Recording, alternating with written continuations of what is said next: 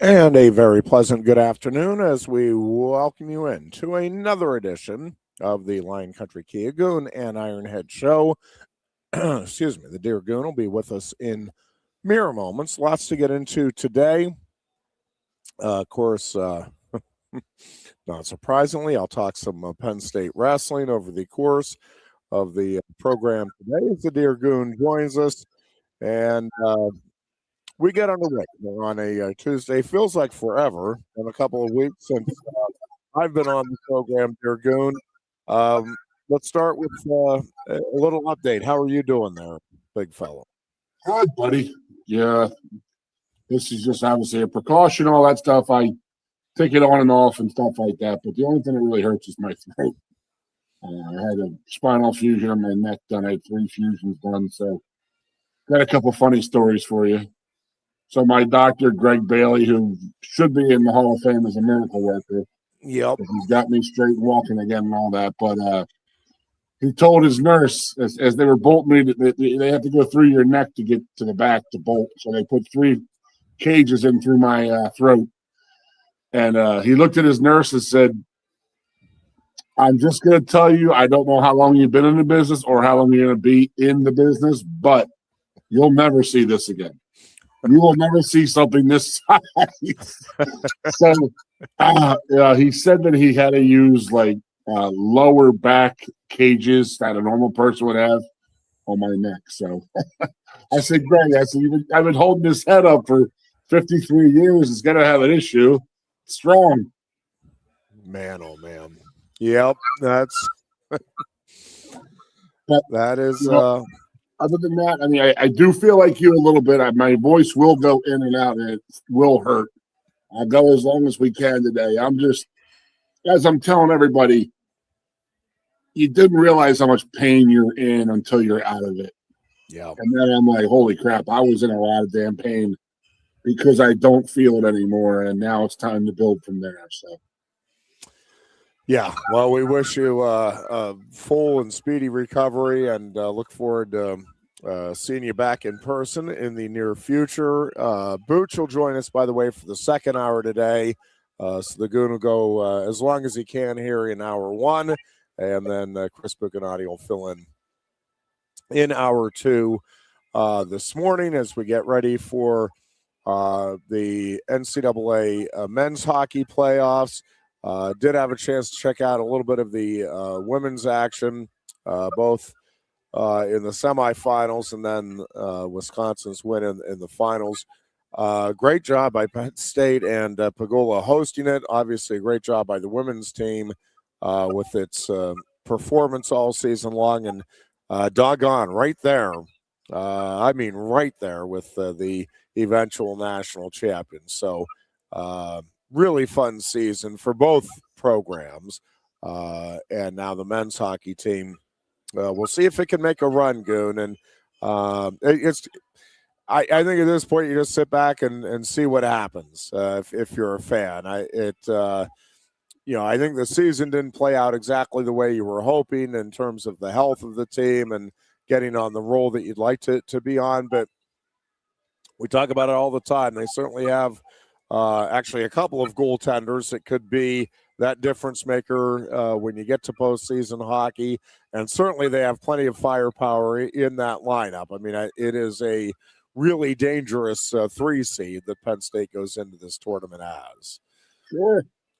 Absolutely it is. And, I didn't really notice the brackets until I saw it on Instagram or Facebook. And I was like, well, there are those Wolverines again on the Sunday if they do get the win, if Michigan they both win. So, the work's cut out for them, but we have talked about how, guys, he does have his guys peaking at the right time, it seems. And this is the time right now. And, all season they've been, they've been getting better and stuff like that. Then they got hit by a bunch of injuries, and then they sort of wore down a little bit by the end of the season because of the injuries and stuff. So they've had a nice little time off, a couple weeks off here to rest and recoup a little bit. And you're going to go up there and, knowing Guy, he's going to have 812 shots on goal in the first period, the way he wants to do it. So you never know what's going to happen, man. You never know. Nope, that is a fact. So sit back and hope for the best. Of course, 6 Big Ten teams advancing to the Sweet 16 in the NCAA men's basketball tournament. It'll be interesting to see, Goon. Purdue obviously getting it done. Iowa kind of stunning the world there with the win over Florida. Obviously, you have Michigan, which it feels like the biggest title threat for the Big Ten. But I tell you, the way, Michigan State, Purdue, who knows? Let's just, again, sit back, let that thing play out. Illinois, too. Yeah, I do, too. Yep. All of them, obviously, tough outs. And I did a lot of watching of tournaments this past weekend. Let's just say that. Yeah. And I was actually, my little brother was telling me the story that, he had, when he, got snipped, he most people get that procedure done Wednesday before the NCAA tournament or the Wednesday before the Masters. And I'm like, it makes sense. So, I did watch. I'm not gonna lie, I watched them all. I had multiple TVs set up in the living room here. I got the wrestling going. I had that rocking and rolling, and I had the basketball on all weekend. And let's just say I've come prepared to bitch and complain. Jeff, I saw it today, and it made me sick. Have you noticed? What's driving me a little bit crazy is how canned and fake everything is now. Have you noticed, I know you've been busy with your job over the weekend. So when they interview the player of the game or the coach and all the players are behind them, have you noticed that, they're all making little jokes and, funny little, they're doing funny stuff in the background. And then they're laying towels on their head and they're doing all this and doing all that. But everybody is doing it. And it's how is it it's no longer spontaneous, in my opinion. It's all fabricated. And then when they get done doing an interview, they follow them into their locker and they have a little sticker tape paste to the changing of the tournament. And every team is the exact same thing. And I saw this morning, I was watching ESPN, they had the women's highlights, and it was the exact same thing. And I'm like, I just don't like it because it's not spontaneous. You and I remember the NCAA basketball tournament is a spontaneous thing. You know what I mean? Just like one of those, wow, that just happened. It's what made it so good. And it just seemed to be pretty canned right now. That's just my opinion. I have other things I want to gripe about. Yeah. Yeah, I think I don't know. My take on it is, and it probably has changed a little bit over the years. But if the kids are having fun with it, and yeah, you go back to the original, the original Gatorade bath. The Gatorade pouring that on the coach is certainly not anything new now. But it's still now it's something almost expected, and again, I think that the kids have fun with it, but now or the adults even. Yeah, every team. It's like okay, let's go to Act 2, and then we're going to go to Act 3, and then from it is fun, it is spontaneous. But I have a theory. Yep, and that is these guys are getting paid.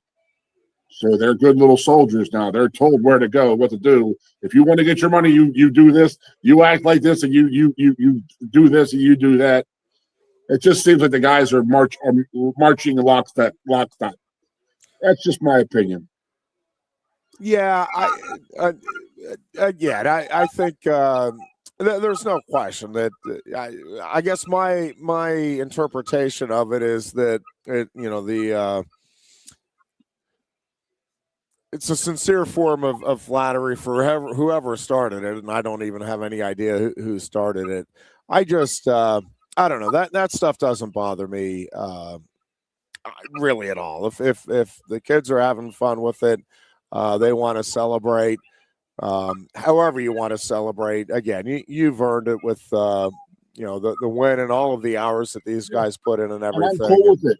Celebrate all you want. Just don't do this celebration. They're being forced into the hell what celebration they're doing. That's just where I'm That at. could be. Yeah, I don't know enough about it, I guess, to know how much. Just think, the mess and bring thing with the handshake is getting a lot of attention. Yep. Does that become a thing next year? Like, that's always going to happen. We got to watch out for the handshake. I did notice there was some improvement on the sideline for the wrestling tournament. They were letting the guys breathe for at least 15 seconds before they were interviewing them. Cassidy should literally get his butt kicked, by the way.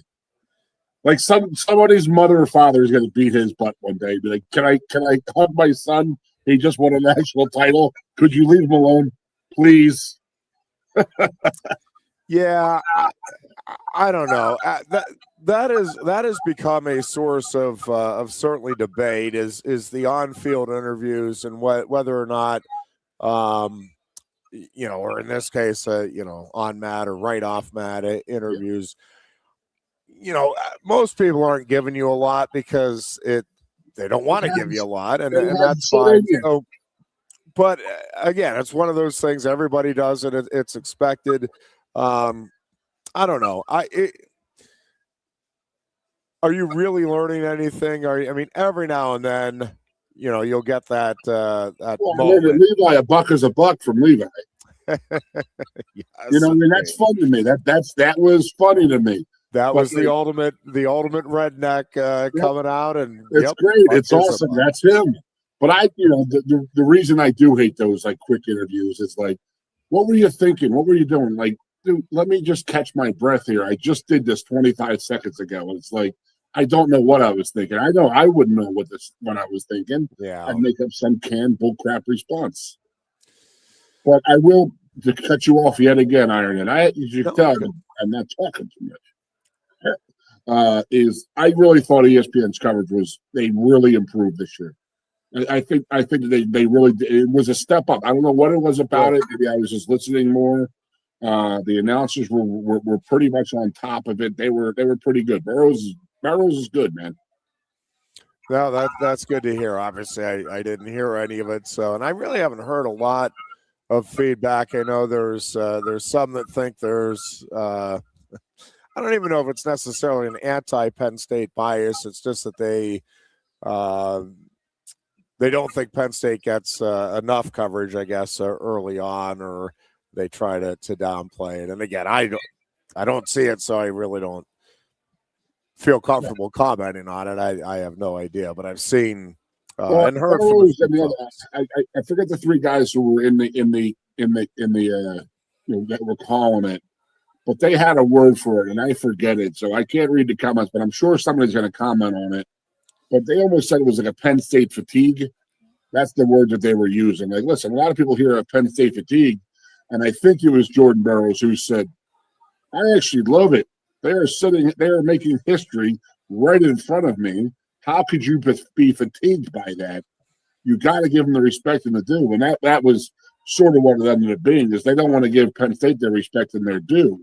When it is well deserved, they just feel like everybody's talking about them too much, and it's fatigue that it's Penn State.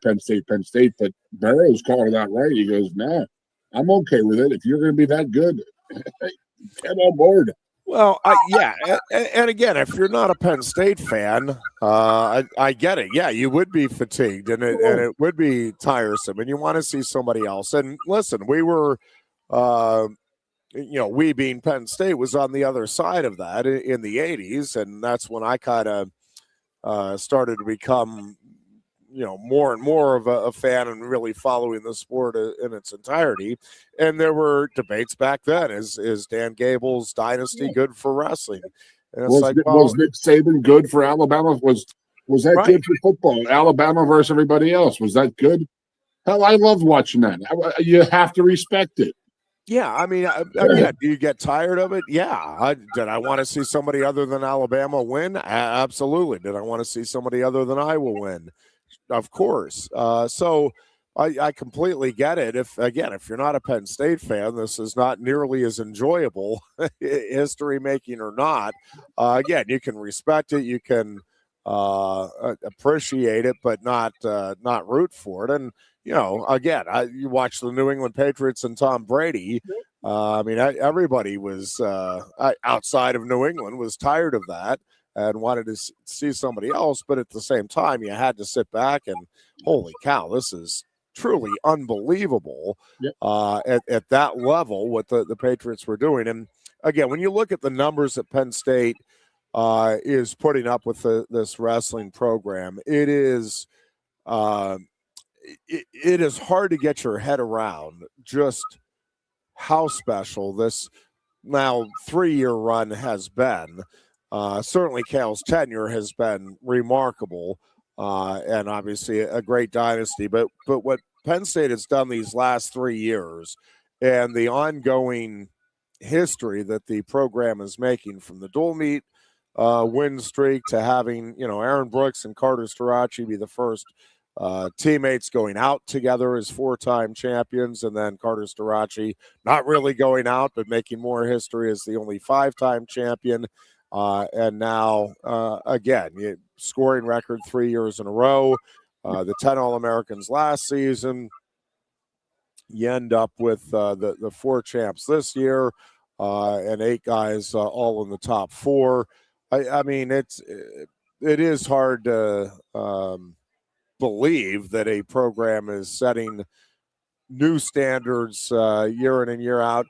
And again, you look at next year's team, and certainly the possibility is there that team could set the scoring record for a 4th straight year. Obviously, a lot of things have to happen, and we'll see how everything plays out. But I think it's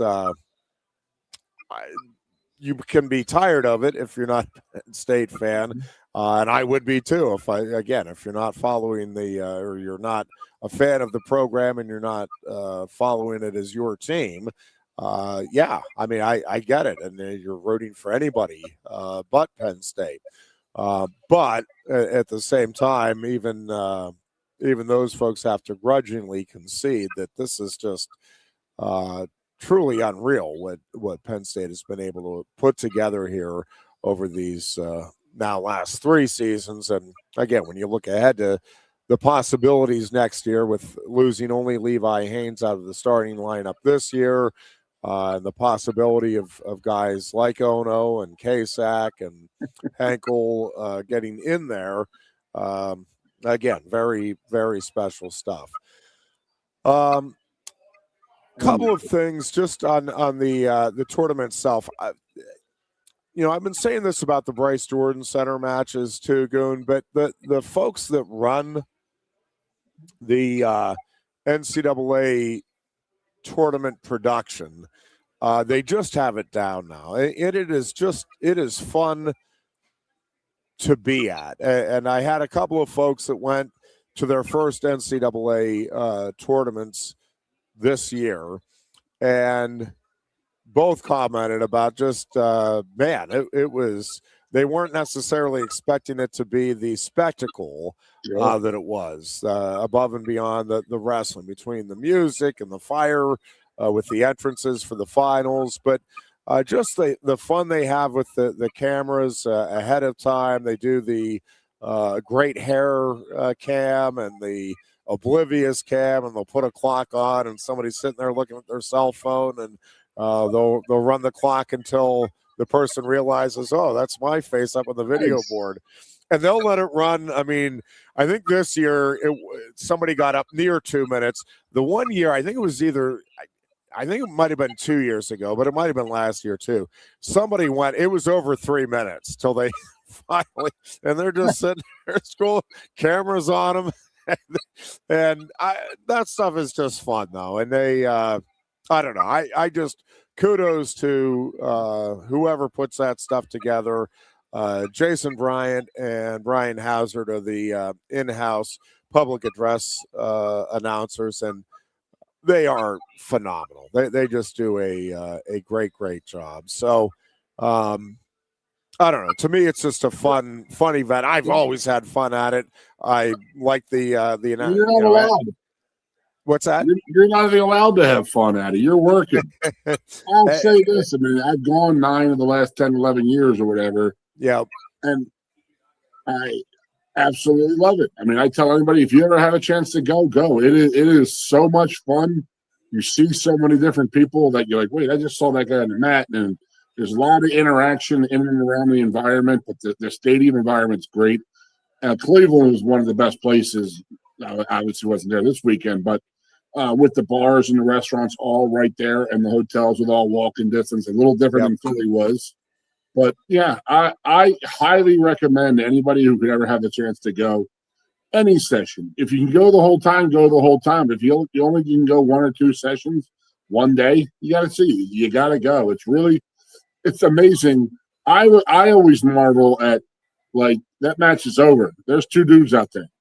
You know, I mean, it's just like bang, bang, bang, bang, and they're knocking those matches out on 6 to 8 mats at a time, and it's amazing how just like, I mean, these kids have been doing it for so long. I guess that's, you know, sort of a normal thing for them, growing up doing it. But as a fan, I watch it and marvel.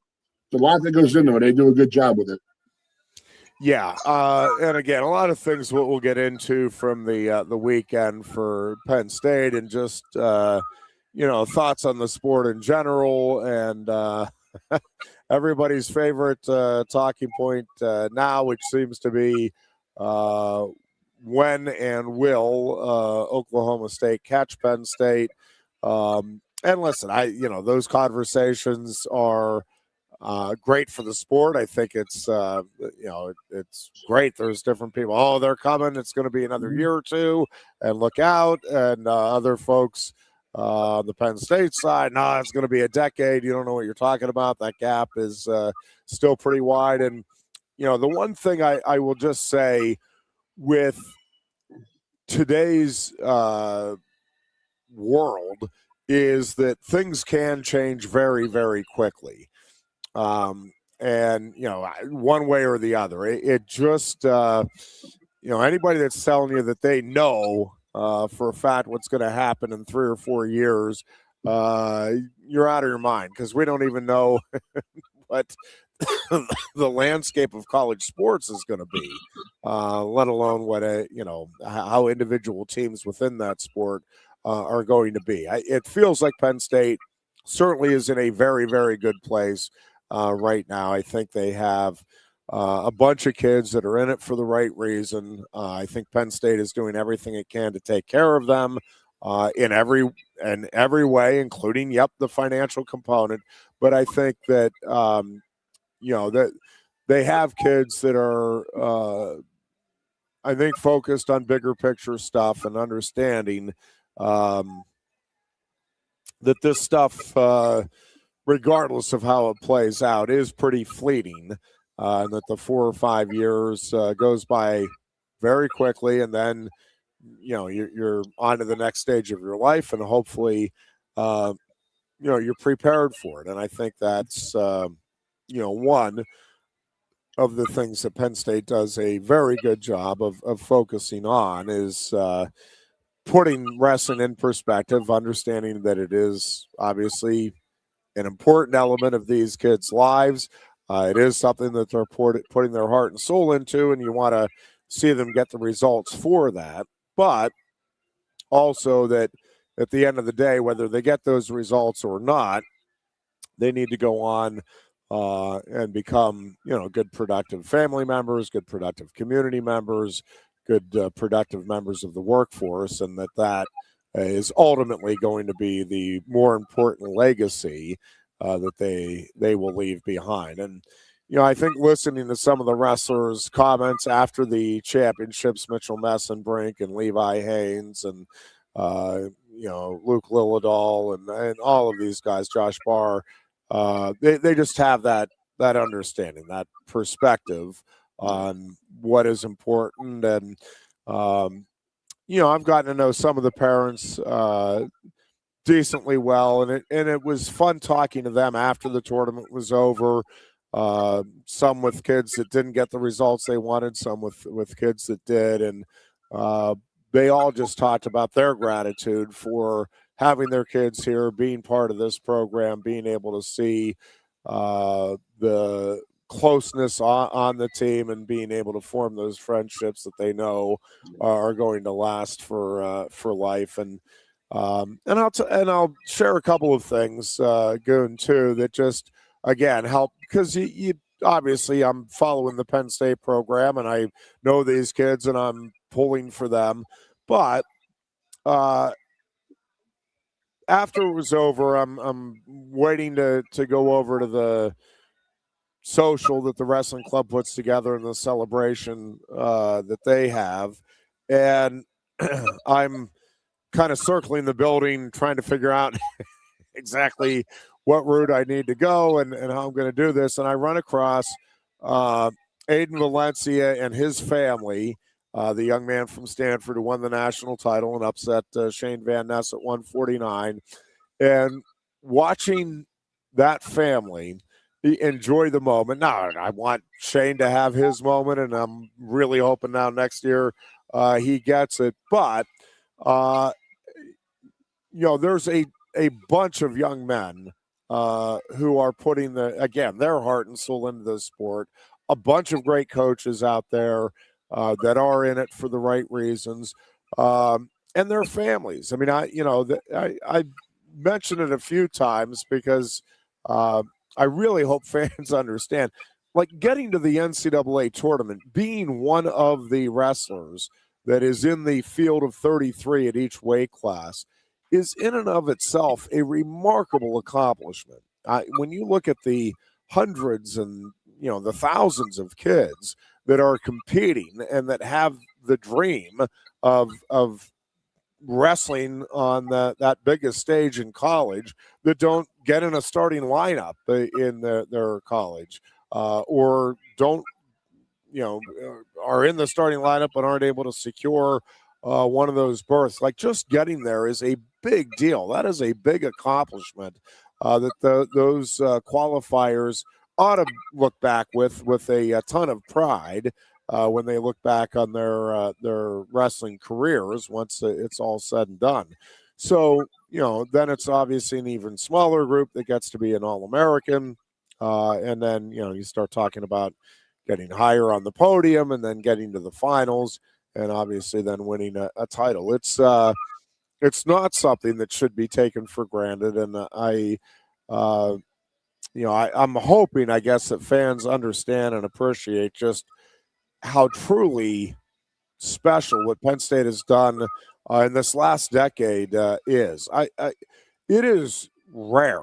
I mean, when you look over the history of the sport, it is a rarity, like big time rarity, that a team gets 5 wrestlers into the finals.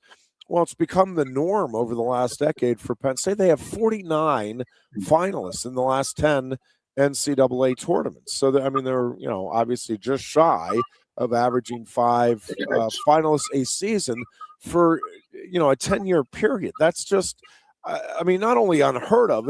Nobody's been close to that. And then they're winning more often than not. They're winning 3.5 titles per year over that span.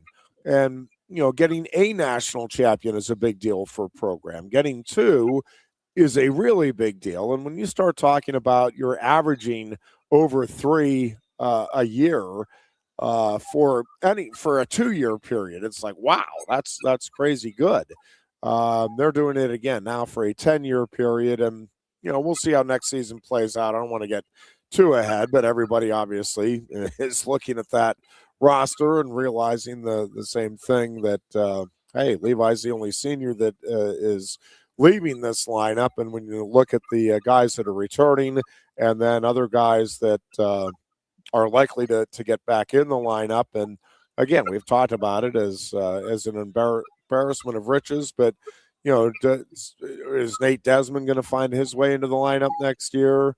You presume Masa Ono is, Tyler Kasak is, but again, there's only the 10 weight classes, and they have probably at least 15 to 18 like elite wrestlers, and we'll see how it all shakes out next year. But to say it is special is an understatement. Again, we've just not seen anything quite like this really this 10-year run, but certainly nothing like the last 3 years of Penn State wrestling in the history of the sport. And I'm not sure in the history of any sport have we seen this type of renewed dominance over a 3 or potentially now a 4-year period.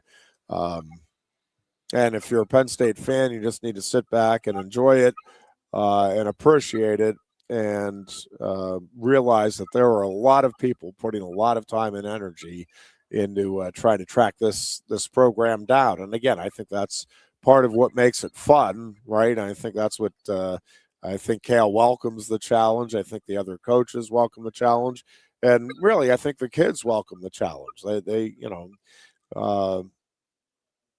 it really wouldn't be fun if you were just going out and beating everybody up all of the time. And you want those challenges, whether they come, on the international level or at the collegiate level. You're always going to have somebody out there that is going to be able to test you and take it to another level, and that's kind of the fun of the sport, and probably any sport for that matter. Is no matter how good you are, there's somebody out there that can at least push you, if not actually beat you at any given time. Great, buddy. I mean, yeah, let's hit a break real quick and we'll come back. And yeah, I got some questions for you. I hope it's not. I'm interviewing the Ironhead. I hope it's not too aggressive. Yeah, no, that'd be good. Let's do that on the other side of this timeout. We will take a break here, and you are listening to the Lion Country Kia Goon and Ironhead show here on Sports Radio 98.7 The Fox. And again, we're coming right back. You look a bit nervous, hey? Thierry, what's it like to stand in the FIFA World Cup stadium? Wouldn't you like to know? Just tell me. Come on. It's not something that you can put into words. Such a tease. You can't rush it. You will find out when it's your time. Thanks for the wisdom, Coach. So, how much longer? Now go and make history, my man. Here's the World Cup you've been waiting for. Actually, the World Cup's been waiting for me. That's the spirit. Just remember who drove you here. Inspiring every step of the next legend. The official matchball carrier, proudly sponsored by Kia. Inspiration connects us all.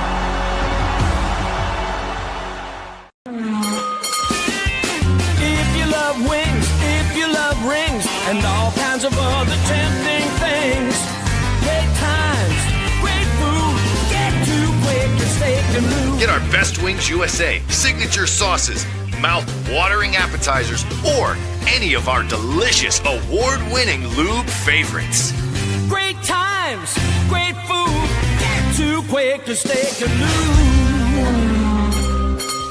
I'm the Modelo Recruiter, and I'm looking for fans with good hands and great speed. The ones who stay focused and never miss a play. They go the distance on game day, even when their team is away. I'm always watching, always looking to reward more full-time fans. Because football isn't really football without you. Lusk & Associates Sotheby's International Realty proudly presents the introduction of our new State College office at 314 South Borough Street in State College. At Sotheby's International Realty, we advertise locally, nationally, and internationally, bringing the best of advertising and promotion to each and every one of our properties, big or small. Call now. A lot has changed about State College. One thing that hasn't is W.C. Clark's Coffee Roasters on 234 East Calder Way. 30 different varieties of specialty coffee beans sourced from over 25 countries and roasted with love each morning in Happy Valley for over 45 years. They'll ship their fresh roasted coffee from their doorstep to yours. Order online at statecollegecoffee.com. That's statecollegecoffee.com. Hi, Welcome to Timberland Federal Credit Union, a financial cooperative for its members, tracing all the way back to 1973. Experience Timberland Federal Credit Union, where you're greeted with a smile and financial solutions are tailored to your unique life journey. Here, we're not just financial professionals, we're your neighbors, people invested in your financial needs, literacy, and empowerment. Your dreams matter to us, whether they're about buying a home, growing a nest egg, or embarking on new adventures. TFCU draws from the past and invests in the future, offering modern tools like online banking to give you the freedom to manage your money practically anytime. Additionally, we're passionate about giving back both time and resources because enhancing our community is at the core of why we're here. Visit TFCU in person or online to learn more about our services and apply for a membership today. WFXX, The Fox, your sports radio. Broadcasting live, loud and proud from Central PA's Sports Authority, WFXS America. 98.7, The Fox, State College. And back here on a Tuesday afternoon, coming off a busy little weekend and an enjoyable one for the Penn State Wrestling program for sure. And again, quite the showcase for women's hockey up at Pagola Ice Arena as well. And yep, Major League Baseball getting underway this week. And I don't know, Goon. I'm trying. Like, I want to be optimistic with my Pirates. I just, it's hard. I know that, like, they're a better team. Certainly at least on paper than they were a year ago. But yeah, how much of a difference is that going to make? Or will they sell? That's the bottom line. Are they going to get rid of those guys? And you don't know. It's a weird year. There might be a strike looming mid-season. So are the Pirates going to eat schemes, or are they going to get rid of them before that? It's just, everything you say is no, you got to keep them, but everything deep down inside, you're like, they're going to get rid of them, and it's going to stink for you guys. Yeah, because he is so good. Yet again, watching him in the World Baseball Classic, my God, oh my God, is he unbelievable? Yeah, he's fun. He's fun to watch. He is. It's like watching Gretzky and Lemieux back when I was a little kid. Like, you got to watch them. They're on TV. You have to watch them. They're that good. And then he is that. The fact that I'm allowed to watch him and I can watch him. I do watch every Phillies game that I can. But if Skeens is pitching, I watch the Pirates, and I'm not ashamed to admit that because he's that unbelievably good. Yeah, and he's a good person too. It seems, he's a great guy. Everything about him, it's like everything is like, hey, dude, where are the flaws at, man? Come on, man.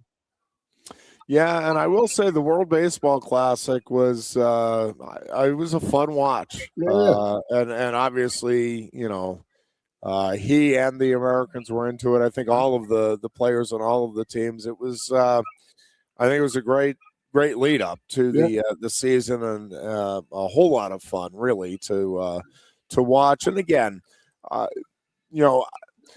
of the things just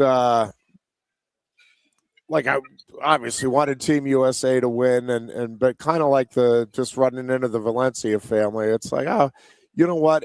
It was neat watching Venezuela and seeing how important that was and meaningful. And again, I want the U.S. to win. I'm pulling for them. But it is okay to sit back and acknowledge, you know what, it means a lot to other people too. And there's a lot of other talented individuals out there. And again, to me, that's what makes, winning championships like that, whether it's wrestling, World Baseball, World Series, NCAA hockey, like those are special moments when you win. And, I know, whether it's Kale fatigue, Penn State fatigue, whatever, as a Penn State fan, don't take it for granted because it is special. Each and every one of these championships is a big deal, and it's not easy to win, no matter how well you have things rolling. Again, there's always individuals out there, obviously, and that's always the tough thing is unless Penn State someday has 10 individual national champions, right? You're never going to feel completely great because you hurt for the kids whose goals aren't being met, and again, they're putting a lot into it, and you want to see their dreams realized, and inevitably you're just going to have at least some on your team that fall short of what their objectives are. But again, that's what makes it rewarding when you do meet those objectives. Is it's really hard to do. Yeah. And then you have a situation like Silas Red. Is that the kid's name from Nebraska, breaking his ankle? Silas Allred, yeah. That was like one of those things. It was like, there was a kid, he his whole life, that was like everything was geared towards this and that. Wasn't going to win, but he was still giving it a shot. And but to go out like that, you can sit there and say, like, that could happen to anybody. Honest to God, could happen to anybody at any time in that sport. So the fact that it has not happened to some Penn State guys over the years, or anybody else, in general, but you got to take that into account too. I mean, how so much little stuff can go into that. So who was the guy from Arizona State, the tall, lanky, lightweight guy? Was that a Valencia a couple of years ago? He failed a drug test. Was his name? So he did, yeah. He was a bigger weight, but yeah. But is he related to? Is that? No. Sorry. Okay. Because I didn't know. I know that their sister wrestled with Iowa and has they were saying yes, different Valencia, same name, but no, not. Okay.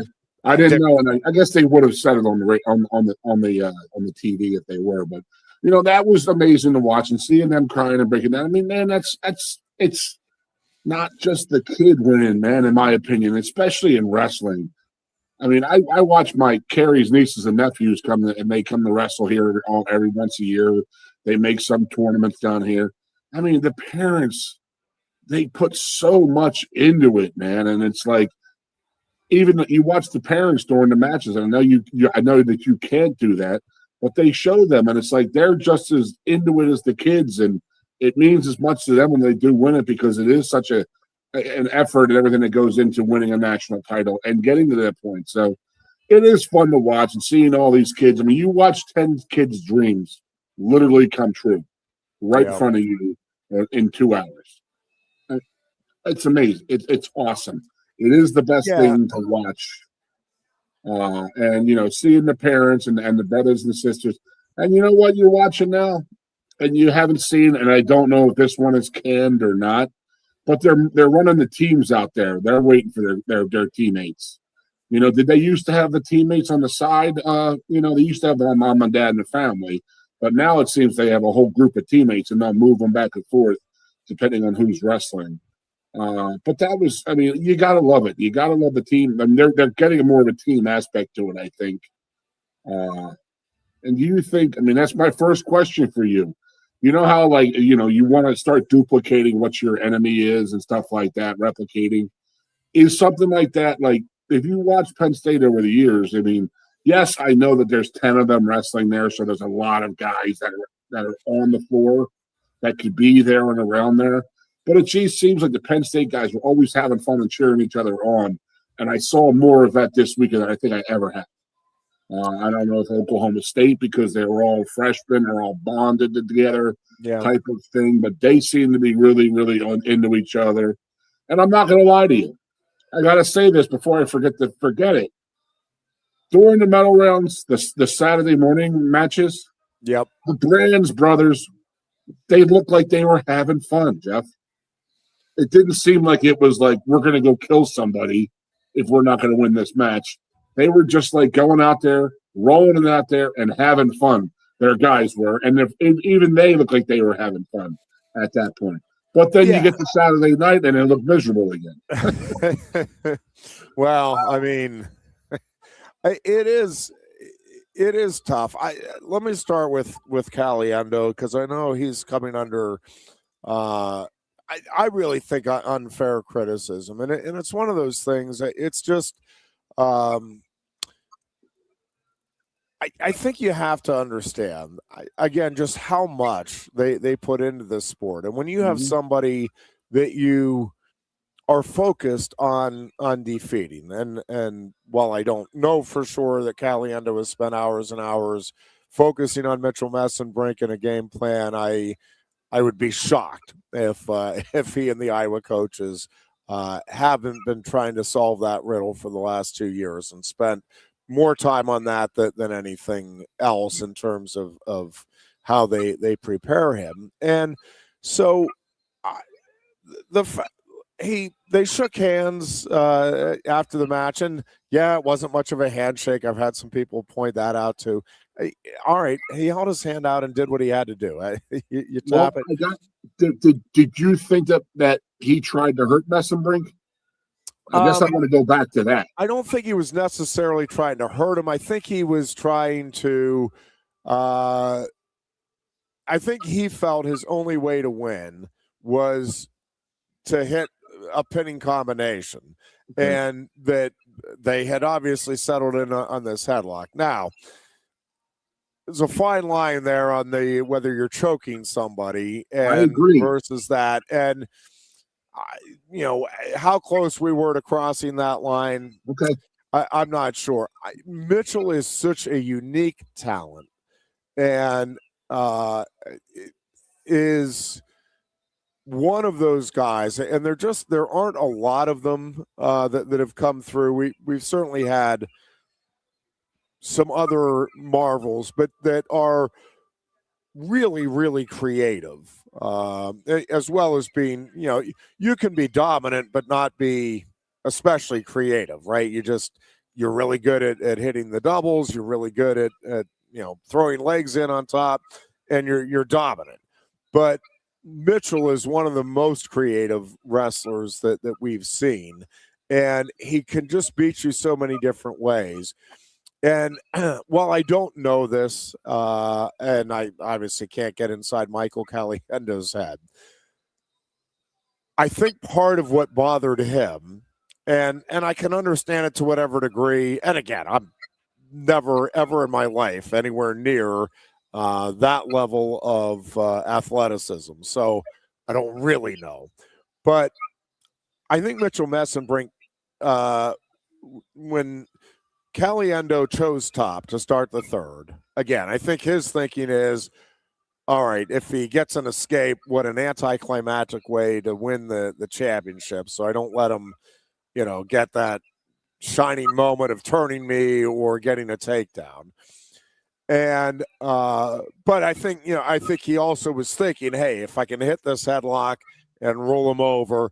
Now, the fact that he had tried to hit it before, and Messenbrink then knows now, and his ability to adjust, it's not going to work that second time. But then Messenbrink does that little cartwheel over him and gets the reversal, and it's like just that added whoomph.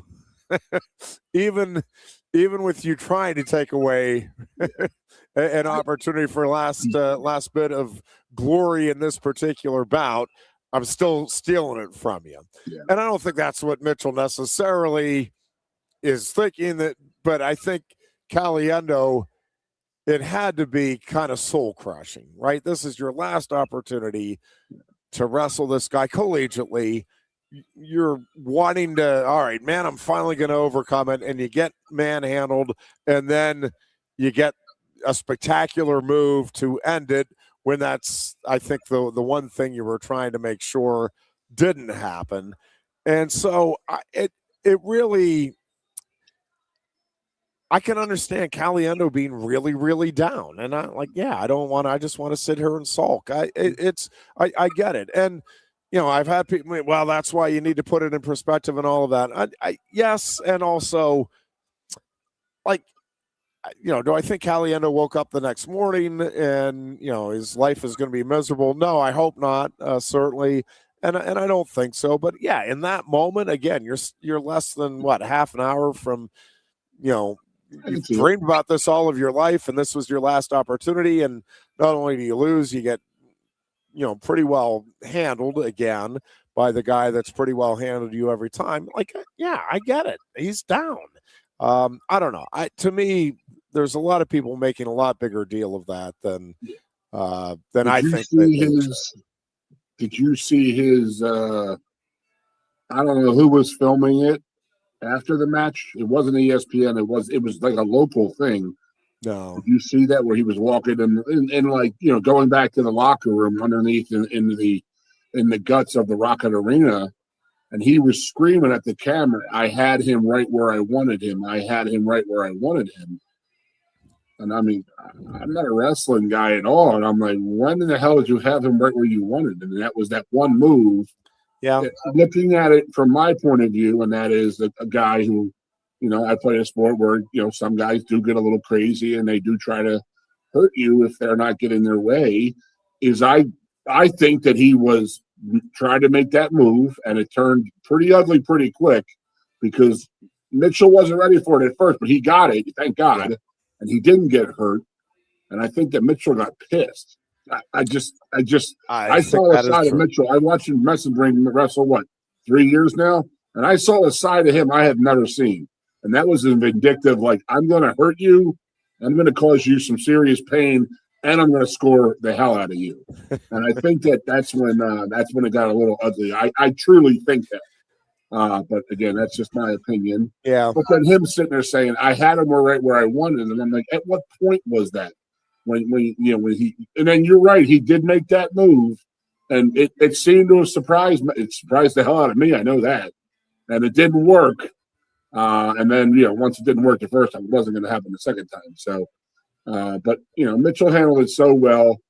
Now, you could sit there and say, was Messenbrink being disingenuous, just shaking hands? It's like, hey, congrats, I just dominated your division and this and that. And then you got to take into account that the guys he's shaking hands with were wrestling 8 hours ago. Kelly Endo was on a mat with him 25 minutes ago. It's like he's still sweating from the match. Yeah. He's still hyped up in the match. So I'm okay with it. It is what it is, but it's sort of, it's par for the course, I guess you would say. I can say that, you can't. All right. That's the first thing. Do you think that Van Ness, Blaze, PJ, when they lost, who else lost? Braden and Cole earlier in the tournament. Yes. And then what's his name? Rocco. It just didn't. You got to tell me.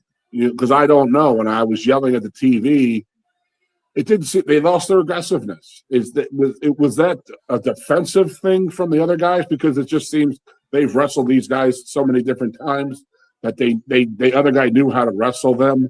It didn't seem like Van Ness was super aggressive. Where he wins the semifinal 22-1, and then you go from whatever. Yeah, no, I think Valencia had a great game plan and executed it very well. I think we saw that in several matches. I'm sorry. The word was it frustration? It was the word I couldn't remember. Sorry. Yeah, I think I think Van Ness and Rocco, for that matter, were trying to get to their offense. I think a couple of different situations.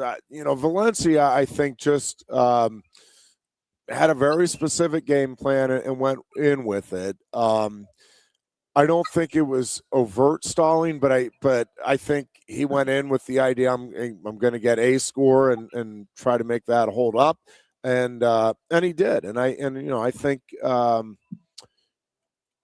every time out on the mat, right?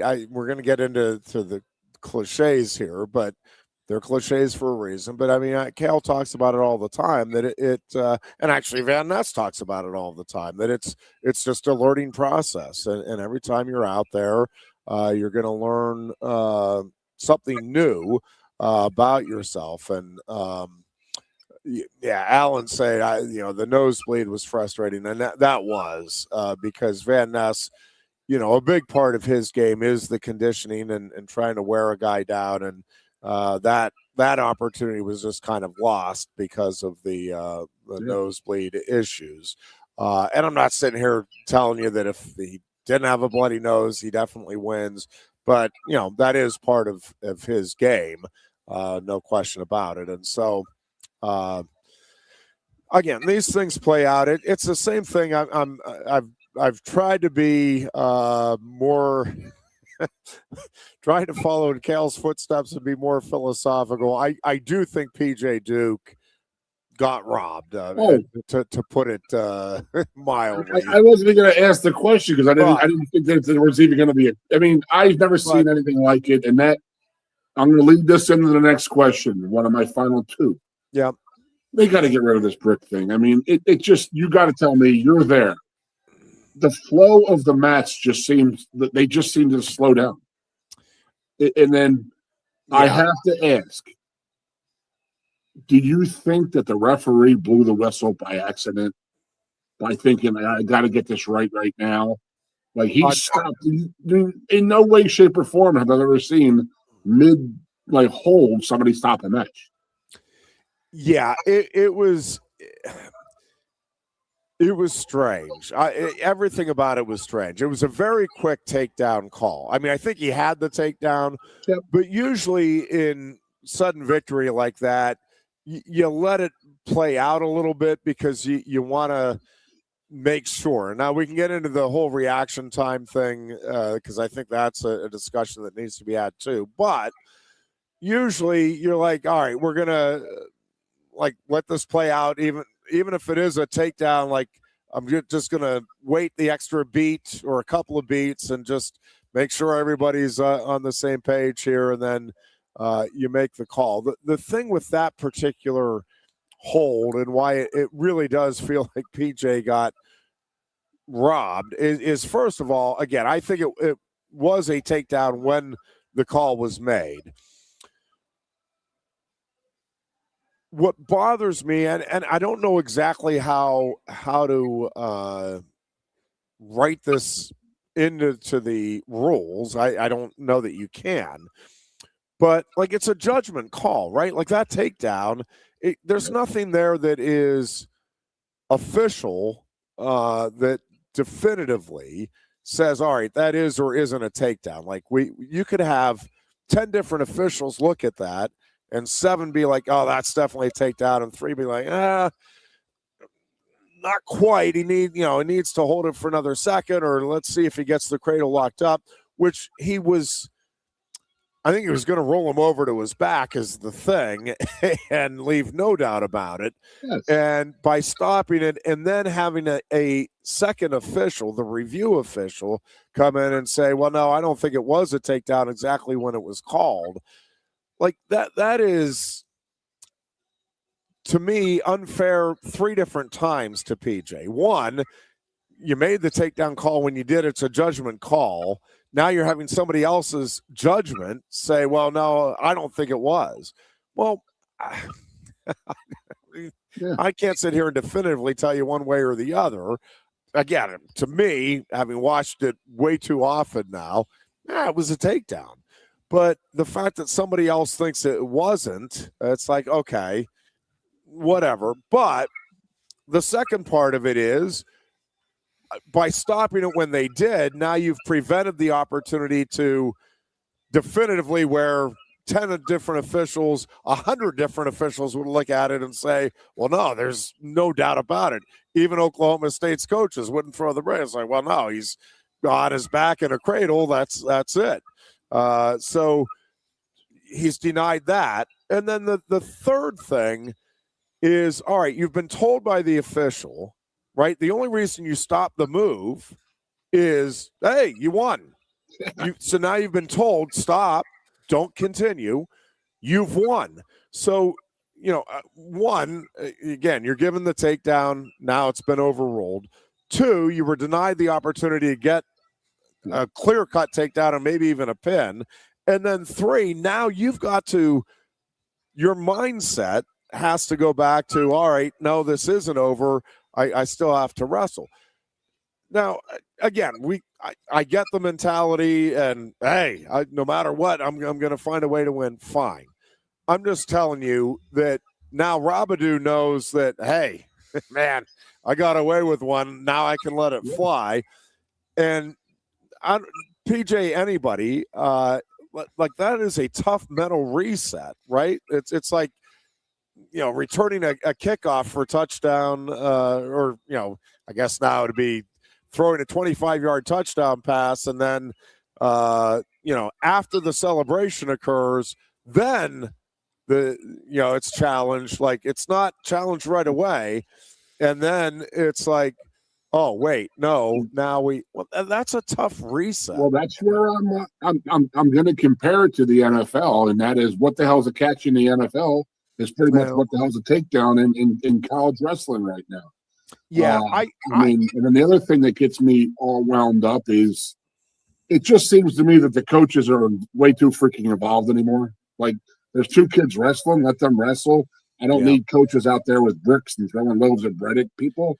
And it just seems like the closer it gets to the top, like, the only thing I can compare it to, and that was that Joe Burrow Rams, the Bengals Rams Super Bowl a couple of years ago, where they let these guys play physical on defense and pass coverage for 3.5 quarters, and then the fourth quarter came, and then they were every ticky-tack, nicky-nack call they could make, they made, including in the end zone, and gave them the ball first and goal with the one. It's like, call it right the same way the whole time. A takedown's a takedown, this and that, Don't ruin that. And then, the flow of the wrestling seems to really get chopped up when all these coaches are out there running around throwing their bricks. Look at the Ferrari brothers yelling at their coaches to throw bricks, throw it. I mean, it's just crazy. But then you are 1,000,000% right. In the NFL, 10 officials are going to say that's a catch. 9 officials may say it's not a catch. Or then they go to the official one who makes the decision. It's like, let the guys in the field call it. And there's human error, like Ironhead and Booch we talk about all the time in baseball. There, you have to leave a little bit for human error, in my opinion, when it comes to this. You're never going to have a perfect system in any sport. Yeah, and at the end of the day, I guess where I come down on it now, having seen the way it was called, and hey, as soon as the takedown position is obtained, that's a takedown, and it doesn't matter. We're not giving any reaction time. Versus what we have this year, I would rather go back to it's a takedown as soon. There is no reaction time. Because it's easy, it's clear cut. Number one, it's okay. Well, for that split second, there he was down. So, that's the rule. That's the call. So then it makes it so that 10 different officials can look at it, at least on review. And it's like, because otherwise, and this is what was driving me crazy this weekend, and even in a bunch of matches not involving Penn State, it's like, all right, the official on the mat's like, all right, that looked like a takedown to me. I'm calling it a takedown. And then the review official's like, well, I think there was, the reaction time was with them. Well, it's opinions, and that's the way the rule is written. It is the official's discretion as to what is reaction time. It's not fair to the officials, right? It's like having an umpire behind the pitcher saying, "Oh, that was a strike." Right. You know what I mean? I mean, the guy behind the plate, it's his job. He earned the right to officiate that match. Yeah. Let him officiate that match. Yeah, I would like to see it now, having seen the differences. Let's just go back to it is a takedown, boom, instantaneously. For one thing, we're told everybody likes more scoring. You're going to get more scoring, right? American fans love scoring. Boom, more points. I think, again, it also makes it then definitive. It's, well, no, there it was. It was for that split instant. Fine. That's the way it is. And I think also it's going to put more – it's going to reward the offensive wrestler more often, and it's going to put the onus on the wrestler who gives up those points. Hey, I got to get right back in this, and maybe I can get if you want to call it a cheap takedown as well. But now you force, again, more at least scoring opportunities, more selling out to get points on the board. I would much rather that than what we had this year, where everybody's trying to guess. I don't know. Was that a takedown? Well, yeah, I think it was. Well, yeah, this guy thinks it was. Oh, yeah, but that guy doesn't think so. He's not going to give it. It's just not. I get that it's going to be, there's going to be times where you're going to have a takedown. It's like, oh my gosh, come on. That was like a split second. Yep. I'd still rather have that than what we had this year. And I would vote that they go back to that. So, and then I have one more thing before you guys can take over here. And that is, how many times did you see Booch this weekend? Because I said there's like 84% of the people in wrestling are bald white dudes that are pale as hell. And I was like 92% of the referees and 58% of the coaches are look like Booch. I walk, I'm like, God, it's unbelievable. Football coaches, basketball coaches, basketball referees, hockey coaches. I got a lot of clones out there, guys. Yeah. So before I go off before I jump out of here, and if you don't want to answer this, I get this. But what did Kale mean by the rule stuff? So I really don't know. So he didn't end up going home on the bus with us. So I haven't had a chance to ask him about it. What I think he was getting at is the and this is an issue with all of the sports right now, is the contacting athletes when, and again, it might not be the coach that is calling up. In fact, my guess is that is never, or at least very rarely happening. Like I don't think there's Coach X is calling up Joe Seeley and saying, hey Joe, we got a spot for you. I know I'm not supposed to be contacting you, but Coach X is going to tell his kids, hey, you guys know Joe, right? And then the kids, hey, Joe, man, we'd love to see you over here. And, I know I'm getting, and I'm making up the numbers. I know I'm getting 100,000, but, man, I know they'd get you more, and you'd be in the starting lineup, and you could be and so, again, I don't know with certainty, but I think that's what he's getting at is that some of the stuff where you're letting it be known that to the student athletes that, hey, we can get you more money in the coffers than where you're at. And, again, is that what this should be about? And again, nobody's arguing that these kids shouldn't have the opportunity to make money. And man, if they can go make as much money as they can, but let it up to the kids to pursue, if they want to go out and make the calls once the portal opens up, and hey, what can these different schools give me? Fine. But don't be reaching back out to them. Worry about your team focus. And again, that's what I think he was getting at. I could be wrong. I will say, as a guy who goes to the tournaments and watches, there is more interaction amongst the teams than any other sport I have ever seen. Yeah. Like, you'll see the Iowa State guys, Oklahoma State guys, Iowa and Penn State guys all hanging out together. You're like, and listen, you got to understand. That happens, and you can sit there, and one of their coaches might be saying, hey, talk to that kid, see what's going on there, Yeah, and these totally guys, see it. Yeah, absolutely. And the wrestlers know each other, right? I mean, most of these guys, if you're at that level, you've been competing in some of these national tournaments, whether it's Fargo or, even some of the tournaments younger. I mean, some of these kids have known each other, even from different areas of the country, since they were 7, 8 years old. They just they get to know each other. Their parents get to know each other. You start running into the same people, same years, and you start talking. And you might have some other things in common, and you form these bonds. And then you end up at different schools, different conferences, but you still keep in touch. And so, again, where is that crossing of the boundary? Boy, and we'd love to see you here. And I'm not sitting here telling you that never has a Penn State kid when they're on the phone with one of their buddies. Hey, it would be fun to have you here as part of our team too. Sure. But it's more of where you get in the feel that there are coaches trying to poach and reach out at times that they're not supposed to. And again, some of that stuff you might not be able to prove. Maybe you're guessing and you're guessing wrong.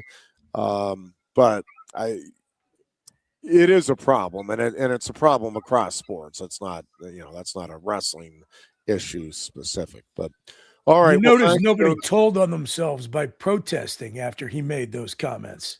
I did. Thought maybe we'd get into a he who smelt it dealt it situation, but everybody kept their lips zipped. So congratulations to them. All right, we're going to take a break. We'll pick up on the other side. Thanks, Goon. Keep wrestling up. We'll talk to you Thursday. And Booch and I will be back right after this.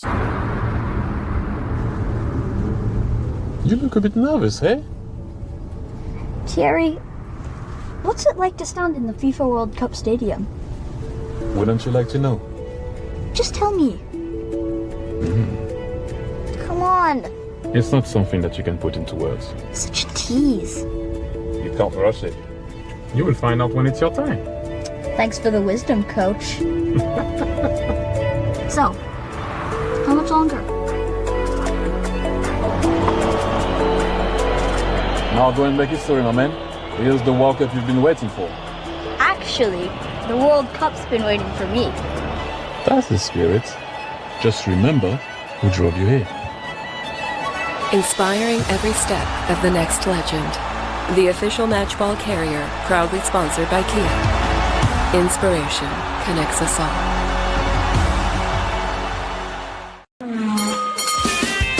If you love wings, if you love rings, and all kinds of other tempting things, great times, great food, get to Quaker Steak Lube. Get our Best Wings USA signature sauces, mouth-watering appetizers, or any of our delicious award-winning lube favorites. Great times, great food, get to Quaker Steak Lube. I'm the Modelo Recruiter, and I'm looking for fans with good hands and great speed. The ones who stay focused and never miss a play. They go the distance on game day, even when their team is away. I'm always watching, always looking to reward more full-time fans. Because football isn't really football without you. Lusk & Associates Sotheby's International Realty proudly presents the introduction of our new State College office at 314 South Borough Street in State College.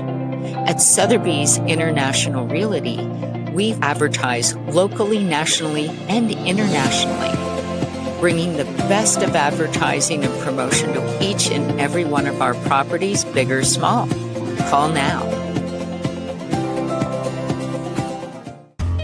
A lot has changed about State College. One thing that hasn't is W.C. Clark's Coffee Roasters on 234 East Calder Way. 30 different varieties of specialty coffee beans sourced from over 25 countries and roasted with love each morning in Happy Valley for over 45 years. They'll ship their fresh roasted coffee from their doorstep to yours. Order online at statecollegecoffee.com. That's statecollegecoffee.com. Hi, welcome to Timberland Federal Credit Union, a financial cooperative for its members, tracing all the way back to 1973. Experience Timberland Federal Credit Union, where you're greeted with a smile and financial solutions are tailored to your unique life journey. Here, we're not just financial professionals, we're your neighbors, people invested in your financial needs, literacy, and empowerment. Your dreams matter to us, whether they're about buying a home, growing a nest egg, or embarking on new adventures.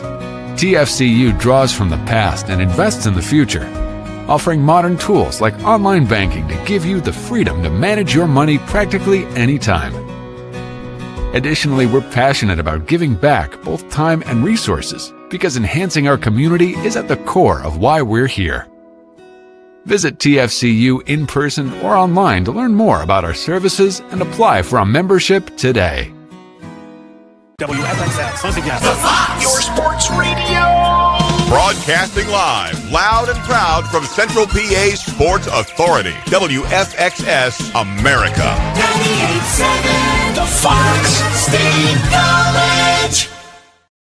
And back here on a Tuesday afternoon, Chris Buchanani, the Dear Booch, filling in for Goon for the final hour of today's program. We'll let the Goon rest up that voice coming off the 13th national championship in the last 15 years for Penn State Wrestling. And again, their 5th straight national championship. And hey, Ironhead, real quick, just following up on what you were talking about before the break, Kale's comments about following the rules. Yep. I read a little speculation online that I didn't really understand and was just wondering if you knew anything more about it, that there was some wrestler on Oklahoma State's team who was able to go directly from the middle of his senior year to high school to being on their roster, and it was maybe not following the conventional path. I don't know if it was explicitly against the rules, and there was some speculation that it was maybe having to do with that, but I didn't even really understand what was being alleged, and I didn't know the fact. No, I don't. I mean, that got under not just Kale's skin, but it just. So there's a couple of things at play there, and Jax Forest is obviously a truly. I mean, he's just a marvel. Oh, so it was Jax Forest they were talking about? Yes. And okay, see, I was reading this in the comment section on a post, and it was the only place I saw it, and the person just did not do a good job of explaining what the deal was at all. Yeah. Okay. So here is the situation, and as I understand it, and this is we're going to get into some things here that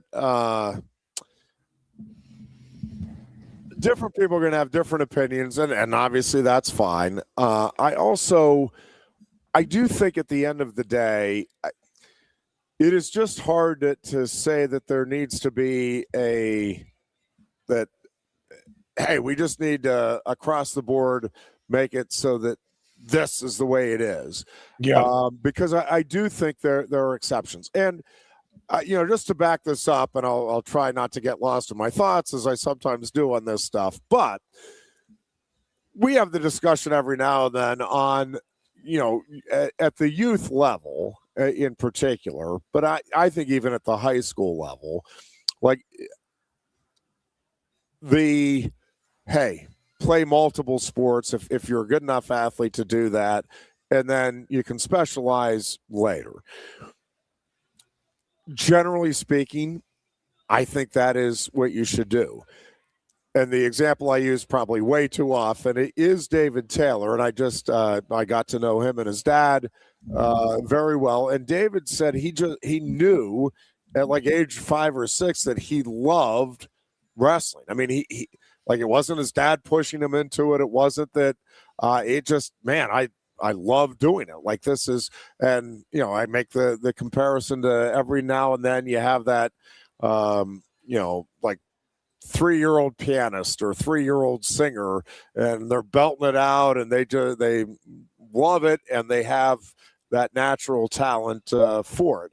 Well, okay, those are very much the rare exceptions, right? There are not many people that age 5 or 6 have both a true love and passion for something to where it's like, man, this is like, I want to do this all day, every day, and have a talent level where even somebody that doesn't know anything about, piano concertos can listen and like, holy cow, that is not what a 3-year-old should sound like, right? Like that sounds like Beethoven himself. Okay. There are always going to be exceptions. So again, David Taylor just loved the sport, had a natural proclivity for it. And, it wasn't something, again, the general argument against it is, and I've seen it happen with folks I know that with their kids where they're like, hey, we're going to year round on baseball, or we're going to year round on wrestling, or whatever it may be. And then they get to high school. We're not even talking like they're freshmen in high school. Like, I'm done. I don't, that's not what I want to do. And, and I've had some situations where it's like the parent was very upset with the kid. I'm like, well, that's crazy. Like, I'm sorry, that is crazy. Like, you can't be forcing your kid to live the life you want them to live. Again, this is my perspective. So, and again, there's a fine line there too. I get, hey, I'm going to push you, and you need to be practicing.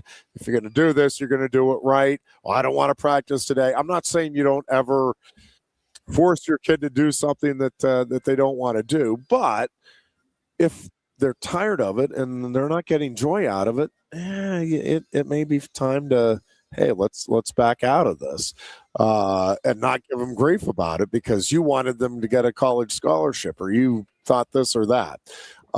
Anyways, off my soapbox. Yeah, I mean, I'm sure you've seen these stories about parents holding back 8th graders who are academically prepared to move on to high school, or 9th grade. I know it's not high school everywhere, but move on to 9th grade, but they want them to develop physically so they have a better chance of getting a scholarship and making NIL money. Yep. Great. Sounds like an awesome plan. What could go wrong? Exactly. No, and again, I've had the people I know that have been in exactly that situation, and I'm like, oh, what are you doing? And it hasn't worked out in those cases. And I know other parents who have super talented kids, and they're like, yeah, we'll see where it goes. And it's just such a better approach. Anyways, off my soapbox there for a moment.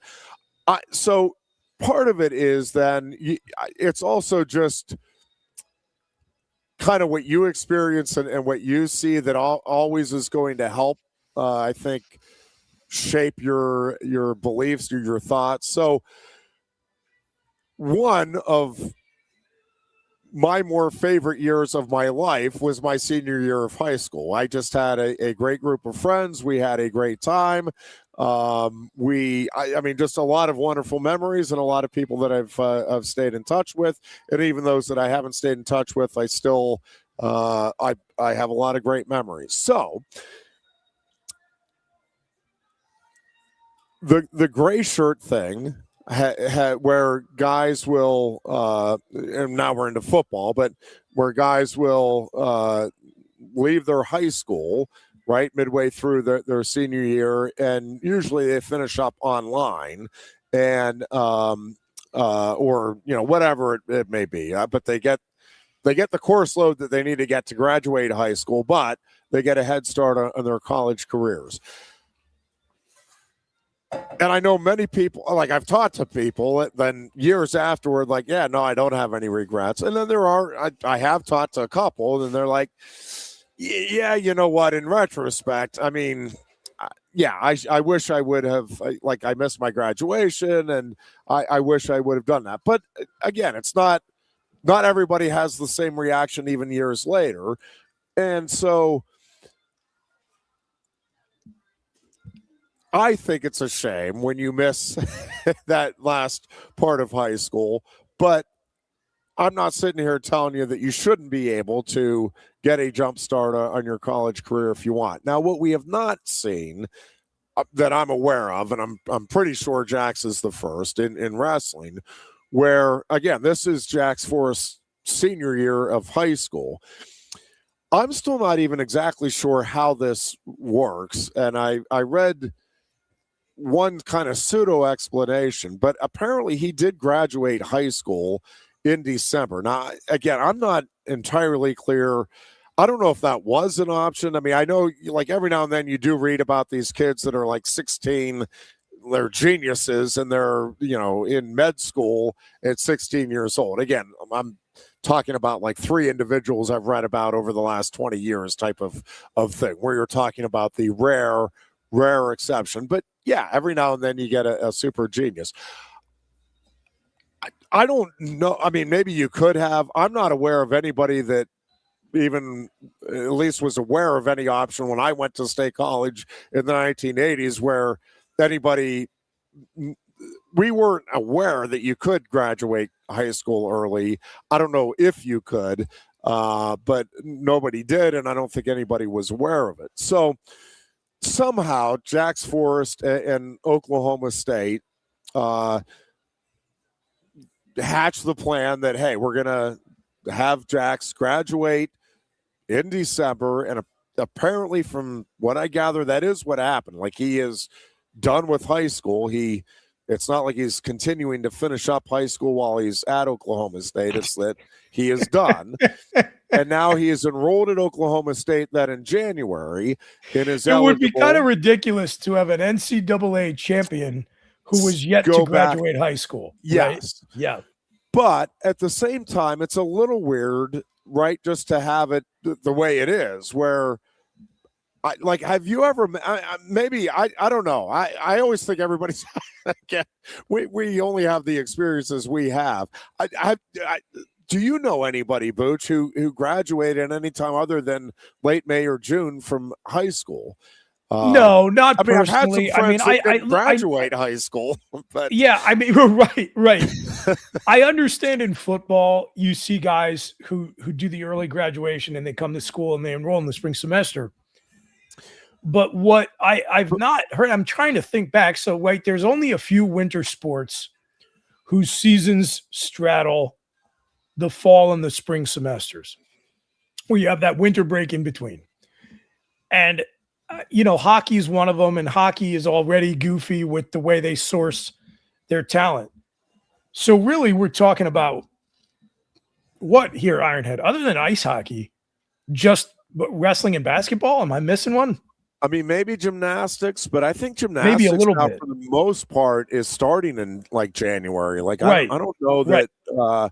I can't think of anybody who would have early enrolled in the way that football recruits now do routinely for basketball, men's or women's, who then joined the team mid-season and played. Yeah. Right. Yeah, I can't think of let alone, just joined the team, one, but two, was the star. Right, right, yeah, right. And not just that they played, so. But would be one of the best players right out of the gate. So, I again, part of it is it's amazing that Jax Forest did what he did. No doubt. Right, as young as he is. But I do think there is...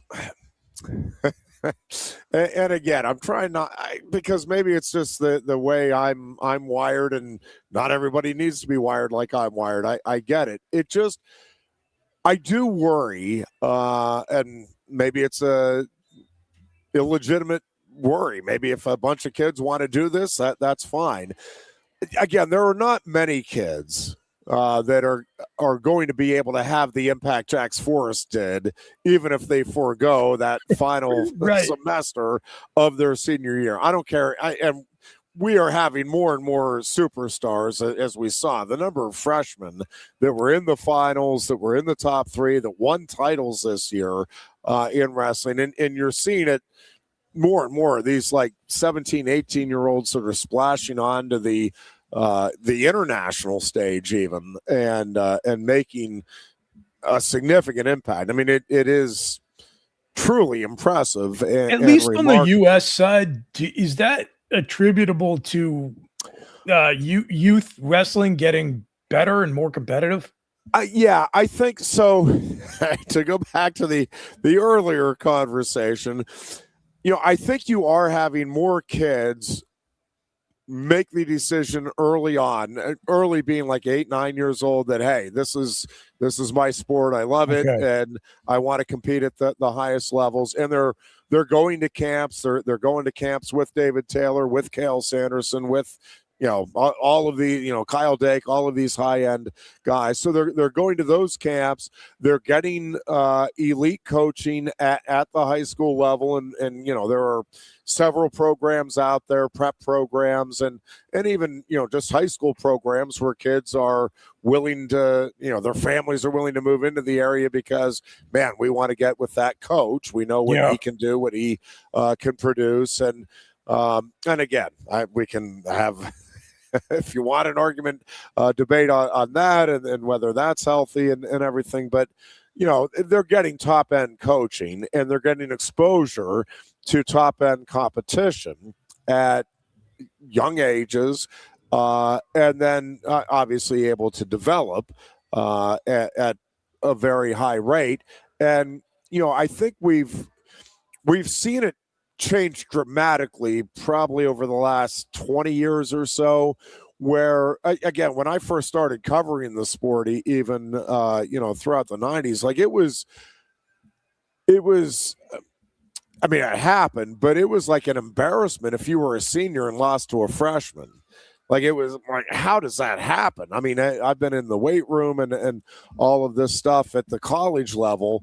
And again, it wasn't that it didn't happen. You had Kerry Colad. There were superstars that came out, but it was more rare than it is now. I mean, I don't think anybody at the NCAA tournament, as senior or not, was like embarrassed about a loss to PJ Duke or to Ben DeVino or, to Jax Forest. It's like, you didn't want it to happen, but it's like, all right, yeah, that's a superstar though. It's not like, so it has changed kind of dramatically and just the way these guys are expected now to come in and compete right away. Really, it was, I have to go back and look at it, but it was rare that you had 4-year starters in wrestling back in the 80s or 90s. Again, there were guys that did it. I mean, it wasn't unheard of, certainly, but it also wasn't unheard of that you'd have a national champion who was only a 2 or 3-year starter, because that first year, or first couple of years, if they redshirted, they were behind somebody else that was also really, really good and just had more experience. So, that whole dynamic has changed kind of dramatically. And yeah, we do have more young wrestlers, up and coming, where you can see when they're a freshman or a sophomore in high school, it's like, oh, look out. this guy's going to be a handful and is at least going to be competing, on the national stage. Again, whether or not they're going to be multiple-time national champions and stuff, you might start guessing at it, but it's like, all right, they're going to be in the mix, though, and you can start to see that at, again, earlier ages now, just with the way they are competing. And you can kind of tell the way they're wired, too, right? Like there's a mindset that comes with it, not just a skill set. So, that stuff has changed. I'm still not entirely clear on the rules, and I actually talked to a couple people out there, and I'm not sure anybody is entirely clear. Obviously, Oklahoma State got Jax Forest cleared. I mean, this isn't something where the NCAA is going to come in a couple of weeks and say, oh, by the way, that was an illegal athlete, and we're taking Oklahoma State's points away. They got all of this cleared ahead of time. What is not clear to a lot of folks, including me, is exactly what was involved in that clearance and how precedent setting could this be? And I really don't have a feel for it. I haven't heard of anybody else that wants to do this. Again, Jax, what he did is incredible. Nobody's taking that away. To me, it is more, I think it's more of a concern about, hey, do we really, and again, this will be the parent in me, do we really want to keep having these kids grow up sooner and sooner? They're having more adult stuff thrown at them at earlier ages than ever before. And there's just a part of me that's like, as great as the accomplishment was, and I don't think Jax Forest has any regrets, certainly now, with the way it played out. There's also, again, maybe it's just the dad of me. It's like, man, I would like these kids to enjoy being kids and everything that comes with it. And yep, in my mind, they're still kids as they're 18 years old.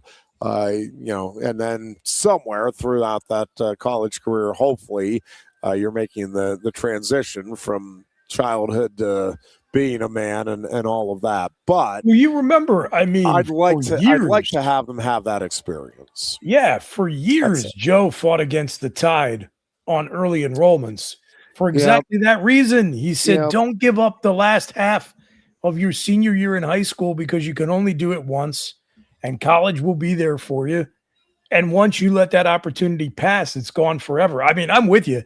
And it's hilarious that what you and I are talking about, I think, is really trying to think about what is in the best interests of the athletes.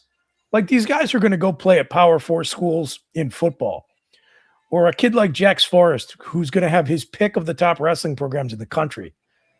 It's not like the NIL money is not going to be there. It's not like the opportunities to compete and wrestle aren't going to be there for them. We're not saying they shouldn't do those things. We're just saying, hey, life is long and it's a winding road, and you only get to take the journey once. And, it's like Billy Joel said in Vienna, right? Slow down. You can't be everything you want to be before your time. And yet, the prevailing wisdom of the time will say, somehow, which it boggles my mind, that we're the cynics. And if these guys don't just like slam on the accelerator and constantly try to jump to the next phase of life, they're gullible idiots. I don't know. It just drives me nuts. But thank you for agreeing with me in an old-fashioned way, Ironhead. I appreciate it. Yeah, and again, I don't know that I want it, forced upon these kids. Again, if there's another superstar that wants to come out, I don't know that I want the NCAA or anybody to step in and prevent it. I just, and I don't know that, my suspicion is Jax Forest, especially with the way this thing played out, even 20 years from now, is going to have no regrets about this. But again, I think that's going to be the exception rather than the rule, because one, it's not going to play out that way, I think, for most kids, no matter how uber talented they may be. But also, I think there is something to be said for at least the overwhelming majority of people to have those traditional life experiences. And I think that stuff is generally important. But again, we've had a bunch of Penn State kids who have decided not to compete their senior years and just focus on training. And, again, I don't think, like Levi, I don't think regrets it at all from what I've talked to him about that, because he had very specific goals in mind. And I think he's right, thinks that the decisions he made are what helped him achieve the career that he had, which was a pretty special career collegiately, and he's hoping to continue it and build on it on the international level. So again, it's not that there's a one size fits all, and it's the same thing. Like when we go to basketball and the guys that go right from high school that have tried to go from high school to the pros, it's like, okay, for Kobe Bryant and for LeBron James, man, fantastic, wonderful decisions. There's like a person a decade that is going to be the right decision for. Right. And there's going to be a bunch of others that are going to make that decision, and it's not going to work out to that degree. And again, I don't know how many of them really are going to regret it. You're still making good money, and no matter how it turns out athletically, in most cases, it's going to be life-changing money. But I don't know. It's just something that to me is concerning for those kids and the life experiences that they're missing out on. But again, it's not a one size fits all. And again, there are always going to be the exceptions where it's like, yeah, if you know specifically what you want and you have that type of talent, yeah, okay, I mean, go for it. I don't want to be the one that sits there and tells you, nope, this is absolutely because it isn't the way for the majority of people. We're not going to let you do it. It's just, I hope the majority of people understand that this is not a path that is for quote unquote normal people, right? I mean, these are really exceptional athletes that we're talking about where this does work out for them. And you have to really know what is important in your life and what you're focused on. And I just don't think there's a lot of 17, 18-year-olds. Again, maybe I'm just drawing on my own experience too much, but I don't think there's a lot of 17 and 18-year-olds that really are dialed in that way to know big picture. All right, yep, this is actually what I want to do. Yeah. Very good point. Going back to Jax Forest in particular and just Oklahoma State's team in general. Yeah, man, it has been impressive in David Taylor's short tenure so far down there in Stillwater. Not just the way he's building the program, but the way those kids perform on the big stage. Yep. I think it's probably fair to say at this point that he is unquestionably building a true competitor to Penn State and Cale's program. Yeah. I mean, do you agree with that? No, I do. And listen, I think there's a bunch of things at play there. One is obviously David knows Cale and the Penn State system extremely well. I mean, David has known Cale since David was a very young kid and has studied him, worked with him, and trained with him and all of those things. So, yeah, he understands that very well. Obviously, I'm sure he's throwing some wrinkles of his own in there because he's learned some things along the way from other people and just, excuse me, has picked up on his own as well. So, excuse me, I think that David obviously knows the sport very well. He has a very engaging personality, all of those things. And I think Oklahoma State has resources that are really unmatched in the sport, even by Penn State. And I think Penn State's working very hard to try to match those resources. But, I do think that's part of the equation. And again, it's part of the equation for Penn State. I'm not sitting here telling you Penn State's poor in that regard. And there is a reason that a lot of the top recruits in this day and age are coming to Penn State. And it's not just because Cale's a great guy or Casey Cunningham and Cody Sanderson are great guys. I think that is part of the equation. But, yeah, they want to get paid well as well. And I mean, the deal, Ironhead. I mean, there are a lot of mouths to feed in terms of Penn State's athletic department. I think it is not quite the same deal at Oklahoma State. Not. And there's no question that fan base is incredibly hungry for them to get back to the highest level of competition. And I mean, I'm not telling you anything that hasn't been said before that you don't know, but I do agree that it is great for the sport to have a rivalry emerging between Oklahoma State and Penn State and two gold medal winning coaches in Cale Sanderson and David Taylor, and obviously the connection there. Yeah. But I feel like it's probably going to turn out to be a positive for Penn State as well, because I understand Cale's personality and probably the personality of the kids he recruits is not to rest on your laurels. But if there is just nobody visible in your rearview mirror, I don't know how over time you don't start to just let a couple of things slide. But if you have somebody who is really putting the thumb screws to you, I think that's motivating. As a Penn State fan, I look at that, and I saw a lot of the dialogue this week was, "Oh, Penn State, look out, here comes Oklahoma State." I mean, and my reaction was like, "Great, good."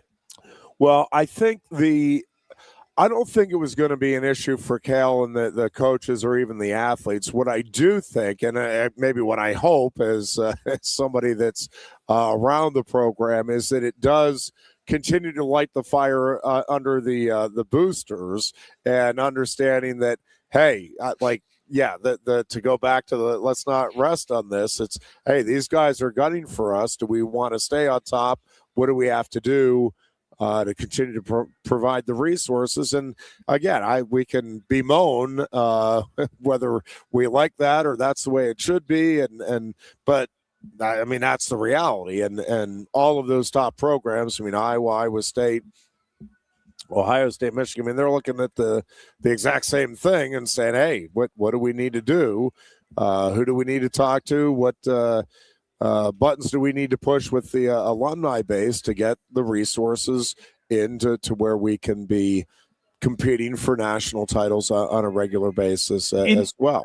In your mind head, like you go through that list, there are some heavy hitters there. I mean, Ohio State and Nebraska both have a lot of resources. Yep. Iowa obviously has a tremendous wrestling culture. Those are three programs right there that all also want a gun for Penn State. Yep.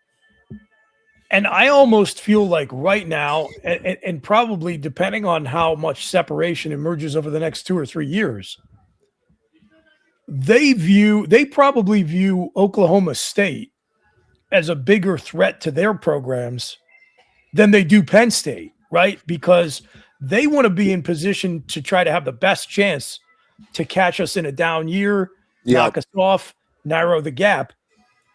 Well, if Oklahoma State continues on its current trajectory, then what does that mean for, I mean, especially Iowa? Because I feel like they take it the most personally, right?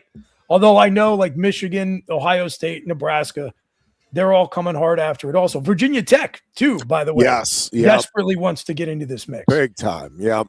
Aren't they all like, if I were looking at it from their perspective, I feel like I would be saying, guys, we got to slow down David Taylor in Oklahoma State before we worry about Penn State. Well, yeah, it's interesting because Tom Ryan was asked. Well, I think that the four coaches that were up on the podium were asked, but Tom Ryan's answer kind of stood out. But it was something to the effect of, you have Penn State out there. What do you need to do to try to chase them down? And can it be done? Soon was the gist of the question anyway. And Tom Ryan talked about how he likes having that there is a program there to try to chase down. He said there's no question they're the standard, and like we're competitive, and so that's what we're trying to figure out. But I think you're right. Then if you add a second program, now you just made it twice as hard, right? It's okay. Now instead of, hey, we've got to figure out how to chase down Penn State. Now it's, now we've got to figure out how to chase down Oklahoma State and Penn State. And, if you add a third program there, and I don't know that anybody's there yet. I think Virginia Tech, as you said, is trying to get there. Look like Ohio State. I'm curious to see what the Buckeyes – how they respond next season now to what was a disappointing NCAA tournament for them. Nebraska, I want to see kind of, are they able to reload, or are they going to drop off a little bit? Feels like at the moment, and again, we'll see, things can change quickly, and the transfer portal opens back up here on April 1st. And so, we'll see, maybe there's some guys that end up going to Nebraska and they'll end up reloading. But at the moment, it feels like they're going to take a little bit of a step back next year. Maybe Virginia Tech takes a step forward. But it does feel like Oklahoma State is closing in on kind of getting a firm grip on that number 2 spot in the pecking order in college wrestling. And then, again, the question is, can they ultimately chase down Penn State and surpass them? And if so, when?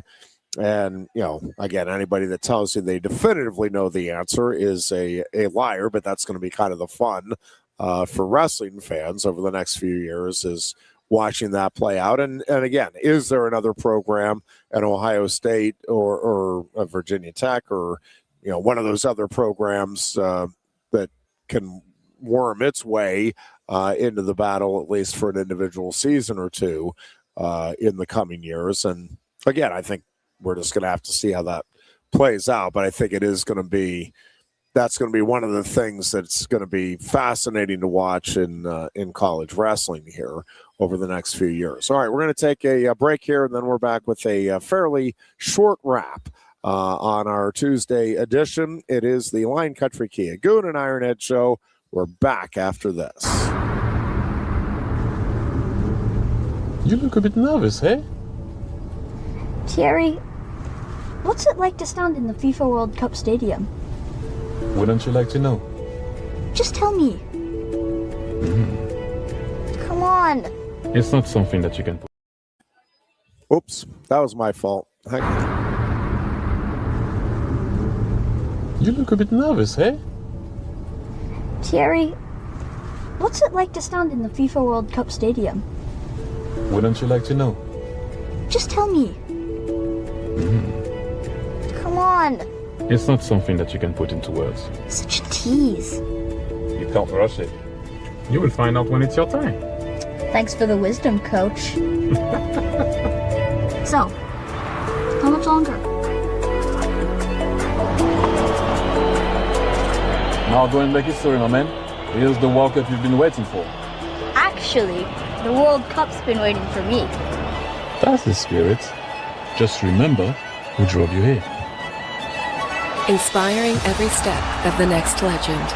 The official matchball carrier, proudly sponsored by Kia. Inspiration connects us all.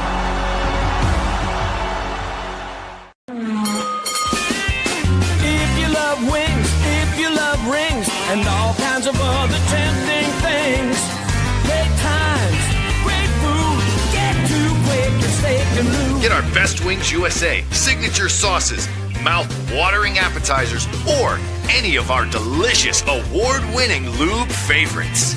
Great times, great food, get to Quaker Steak Lube.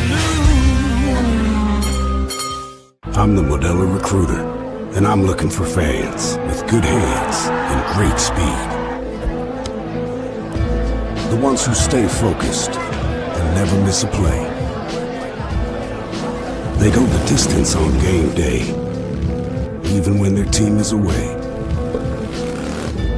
I'm always watching, always looking to reward more full-time fans. Because football isn't really football without you. Lusk & Associates Sotheby's International Realty proudly presents the introduction of our new State College office at 314 South Borough Street in State College. At Sotheby's International Realty, we advertise locally, nationally, and internationally, bringing the best of advertising and promotion to each and every one of our properties, big or small. Call now. A lot has changed about State College. One thing that hasn't is W.C. Clark's Coffee Roasters on 234 East Calder Way. 30 different varieties of specialty coffee beans sourced from over 25 countries and roasted with love each morning in Happy Valley for over 45 years. They'll ship their fresh roasted coffee from their doorstep to yours. Order online at statecollegecoffee.com. That's statecollegecoffee.com. Hi, welcome to Timberland Federal Credit Union, a financial cooperative for its members, tracing all the way back to 1973. Experience Timberland Federal Credit Union, where you're greeted with a smile and financial solutions are tailored to your unique life journey. Here, we're not just financial professionals, we're your neighbors, people invested in your financial needs, literacy, and empowerment. Your dreams matter to us, whether they're about buying a home, growing a nest egg, or embarking on new adventures. TFCU draws from the past and invests in the future, offering modern tools like online banking to give you the freedom to manage your money practically anytime. Additionally, we're passionate about giving back both time and resources because enhancing our community is at the core of why we're here.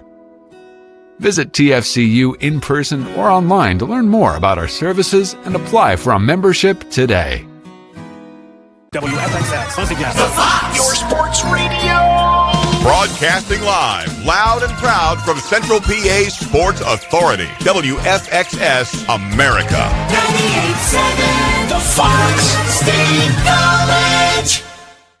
And back here for a final segment on this Tuesday. Booch, how are the brackets looking for you and Mike the mailman before we we wrap things up? Well, we each had some hits and misses in the first round. I will say, initially, Ironhead, because of the first couple of games, I thought, oh man, I got on here and I talked up this trend from last year with the lowest number of upsets in the first round. And I said I expected the same thing was going to happen this year. And early on, it looked like that was maybe not going to be the case. And I thought, boy, I'm going to look like a total dope. And yet, when the dust settled, exactly what everybody expected was that, you just are not going to see the wild and wacky first rounds as much anymore because of a combination of three different factors: NIL, transfer portal. And another thing that's interesting that I wasn't really tracking at all, but I read up after the first weekend, the selection committee is using different criteria to seed the teams now. So they are getting like some sort of like data analytics based metric that actually grades the teams based on their efficiency and is supposed to be predictive of how they'll perform against one another in a postseason setting. And they're using that to inform seeding. And apparently you're just getting much better matchups where the higher seed is in fact facing like a weaker, less efficient opponent in early rounds. So the drawback to that is that maybe some of the fun upsets that drove so much interest in the first couple of weekends is going to decrease. But as I said, and I think as I look ahead to the Sweet 16 and the potential Elite 8 matchups, I think that's panning out too. Sweet 16 on, I think, is going to be absolute must-see TV blockbuster matchups between really good teams. I know it's for both Mike and I, the dust is going to settle after this weekend. Like, I need Houston to win. He needs St. John's to win. St. John's was his big upset pick. I love it. He needs them to get by Duke because he, like a lot of folks, really bit it. Don't we all need them to get by Duke? Yeah, that's fair. Yes. I mean, just so we can enjoy life a little more. Very true. Yeah. It'll be interesting too, Ironhead, to see who comes out of that Michigan State UConn game. Yeah. For a couple, I mean, that's just going to be like a fun, great matchup. No matter what, you could see like an all Big East final there. You could see St. John's versus UConn. You could see Duke versus Michigan State, which we've seen repeatedly. Or you could see Rick Pitino versus Tom Izzo, which would be super fun. Yes, it would. Yeah. No, there's as always, the madness and the madness, both fun at this time of the year. All right. Well, thank you, dear Booch, for stepping in for the final hour this morning or this afternoon. Feels like morning to me. Goon will be back again on Thursday. We're hoping he's going to give it a shot for the entire show on Thursday. Easing him back into action. Yes. Until then, like Rocco Becht, we let him do a little light throwing, and then we're going to eventually get him out there with a red jersey on. Time to let her rip on Thursday, so we will do that. Until then, be good and be safe and enjoy the baseball, which actually gets underway tomorrow night, but for the Phillies and Pirates on Thursday. And yeah, we'll be talking much more about that on Thursday's show. You look a bit nervous, hey? Jerry, what's it like to stand in the FIFA World Cup stadium? Wouldn't you like to know? Just tell me. Come on. It's not something that you can put into words. Such a tease. You can't rush it. You will find out when it's your time.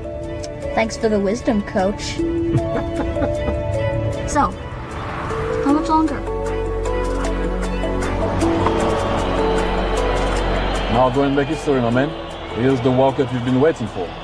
Actually, the World Cup's been waiting for me. That's the spirit. Just remember who drove you here. Inspiring every step of the next legend. The official matchball carrier, proudly sponsored by Kia. Inspiration connects us all.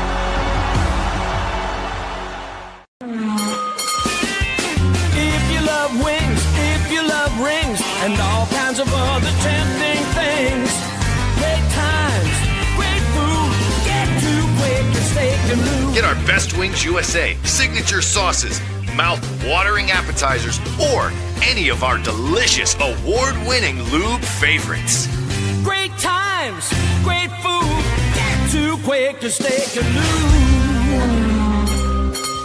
I'm the Modelo Recruiter, and I'm looking for fans with good hands and great speed.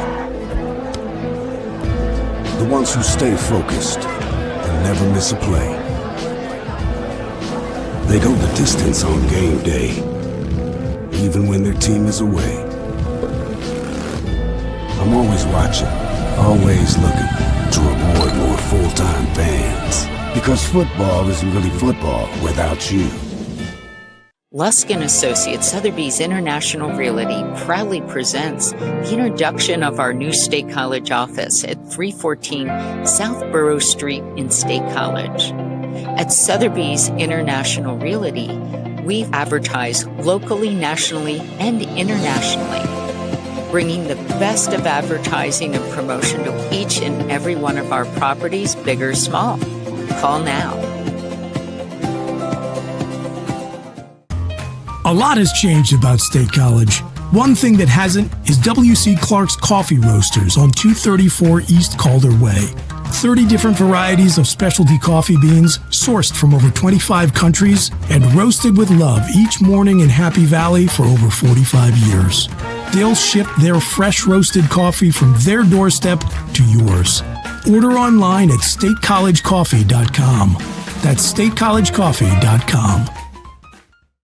Hi, welcome to Timberland Federal Credit Union, a financial cooperative for its members, tracing all the way back to 1973.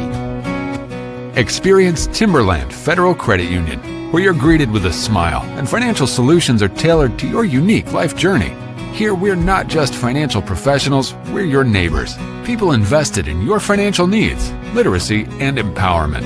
Your dreams matter to us, whether they're about buying a home, growing a nest egg, or embarking on new adventures. TFCU draws from the past and invests in the future, offering modern tools like online banking to give you the freedom to manage your money practically anytime. Additionally, we're passionate about giving back both time and resources because enhancing our community is at the core of why we're here. Visit TFCU in person or online to learn more about our services and apply for a membership today. WFXS, once again, the Fox, your sports radio. Broadcasting live, loud and proud from Central PA's Sports Authority, WFXS America. 98.7, the Fox, State College.